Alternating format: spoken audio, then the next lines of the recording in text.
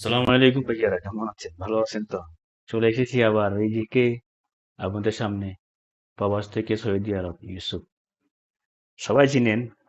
তো দেখেন আজকে কি রান্না করেছি আমরা ডিউটি থেকে এসে। এই যে তেলাপিয়া মাছ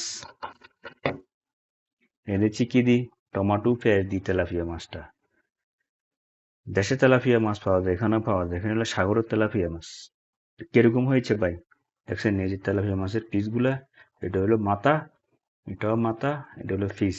এই ফিসগুলো দেখছেন, আর টমেটো দিয়ে। তো কালারটা কিরকম হয়েছে জানাবেন। আর এদিকে আমরা কি পাকাচ্ছি জানি? এটা হলো ডাউল ডাউল। আজকে তেলাপিয়া মাছ দিয়া আর ডাউল দিয়া খানা হবে, বুঝছেন না? তো সবাই দেখছেন তো প্রবাসীদের, দেখছেন তো ভাই যে একজন প্রবাসীরা ডিউটির থেকে এসে কিভাবে রান্না বাড়া করে খায়। এরকম সবারই হতে হবে। কারণ একজন প্রবাসী যখন ডিউটি থেকে এসে, তখন তাকে সবকিছু করতে হয়, ডিউটিও করতে হয়।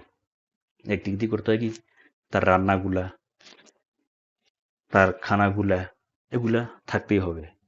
কারণ প্রবাসীর তো তার কেউ নেই, সে একাই থাকতে হবে, একাই রান্নাগুলো করতে হবে, সবকিছু।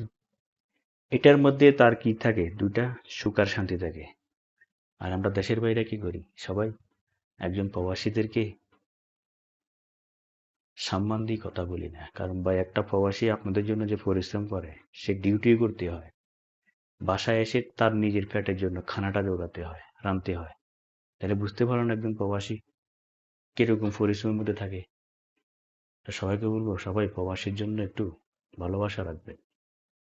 কারণ আপনার দেশের সৈনিক হলো একজন প্রবাসী, বুঝছেন?